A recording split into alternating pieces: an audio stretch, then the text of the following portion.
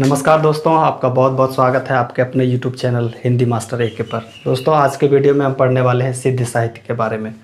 जैसा कि हम लोग हिंदी साहित्य इतिहास को क्रमबद्ध तरीके से पढ़ने का कोशिश किया है और हम लोगों ने आदिकाल के बारे में, रासो काव्य के बारे में पढ़ लिया था और आज हम लोग पढ़ने वाले हैं सिद्ध साहित्य के बारे में। तो चलिए शुरू करते हैं।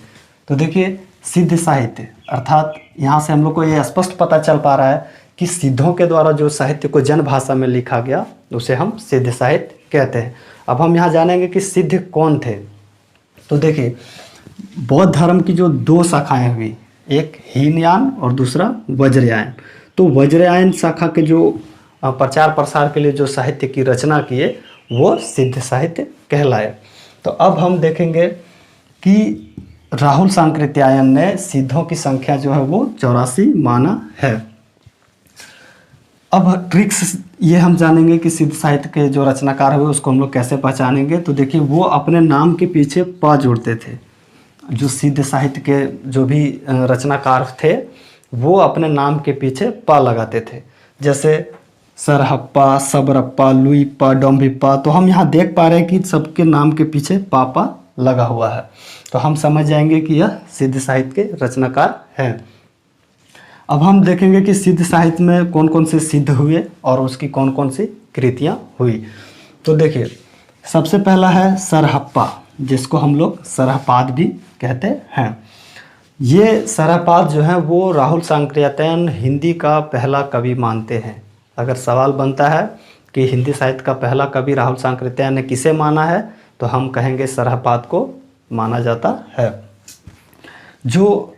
और उन्होंने दोहा कोश नाम की रचना किए और उसका समय जो है वो 669 ईस्वी माना जाता है। और सरहप्पा ने 32 ग्रंथ की रचना किए। तो जो दोहा कोश है वो उसमें पाखंड और आडंबर का विरोध किया गया है, ठीक है। तो वो उसी को लेकर के दोहा कोश की रचना की गई है और यह एकदम सरल भाषा में है और जिसको हम लोग गा भी सकते हैं, गेय है। तो हम लोग ये सबसे इम्पोर्टेंट है सिद्ध साहित्य में कि दोहा कोश के रचयिता कौन है, तो हम कहेंगे सरहपाद हैं। इस पर भी सवाल बहुत सारे बनते हैं। फिर अगला देखिए, सबरप्पा। जो सबरप्पा है उसको नाम कहा, ऐसा माना जाता है कि सबरों से उसका जीवन होने के कारण उसको सबरप्पा कहते हैं। और उसका जो है वो है चारिपद।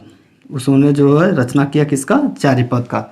चारिपद जो एक साहित्यिक ग्रंथ है सिद्ध साहित्य का, जिसमें मोह माया का विरोध किया गया है और इसी से महासुख की प्राप्ति बतलाया है कवि ने। और उसका समय जो है वो 780 ईस्वी माना जाता है। फिर अगला है लुईप्पा। लुईप्पा जिसका कोई रचना का उल्लेख नहीं मिलता है। लुईप्पा का कोई रचना का साहित्य में कोई उल्लेख नहीं मिलता है। अगला है डोम्भिप्पा, जो विरूपा के शिष्य थे, ठीक है। और उन्होंने डोम्भिक गीतिका नाम का साहित्य का रचना किए और जिसका समय जो है वो 840 ईस्वी माना जाता है। फिर आगे कन्हप्पा। कन्हप्पा जो है वो 74 ग्रंथों का रचना किए, जिसका समय जो है वो 820 ईस्वी माना जाता है। फिर आगे कुकरिप्पा। कुकरिप्पा जो 16 ग्रंथों के रचयिता हैं, उन्होंने 16 ग्रंथों की रचना किए। तो हमने यहाँ जो भी देख रहे हैं वो सारे चीज़ जो है वो बहुत इंपॉर्टेंट है और सिद्ध साहित्य के बारे में इन्हीं से सवाल पूछे जाते हैं कि दोहा कोश के रचयिता कौन है, चारिपद के रचयिता कौन है, हिंदी का प्रथम कवि कौन था, या फिर राहुल सांकृत्यायन ने सिद्धों की संख्या कितनी मानी है। यही सारे सवाल जो है वो सिद्ध साहित्य से बनते हैं। अब भाषा की बात आई तो हिंदी साहित्य में जो ये सिद्ध साहित्य लिखा गया उस समय अपभ्रंश और हिंदी का संधि काल था, इसीलिए इस काल की जो भाषा थी उसे संघा भाषा या संध्या भाषा कहा गया है। संघा या संध्या भाषा कहा गया है।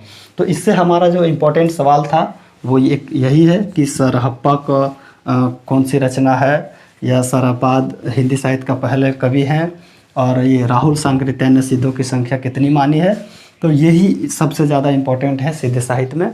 तो हम उम्मीद करते हैं कि आपको ये सिद्ध साहित्य के बारे में समझ में आ गया होगा और इसी तरह अगर हमारे चैनल पर आप बने रहें और हमारे चैनल को सब्सक्राइब करें, हम आपको हिंदी साहित्य इतिहास का जो भी क्रमवार वीडियो है वो आपको प्रोवाइड करेंगे। जय हिंद, धन्यवाद।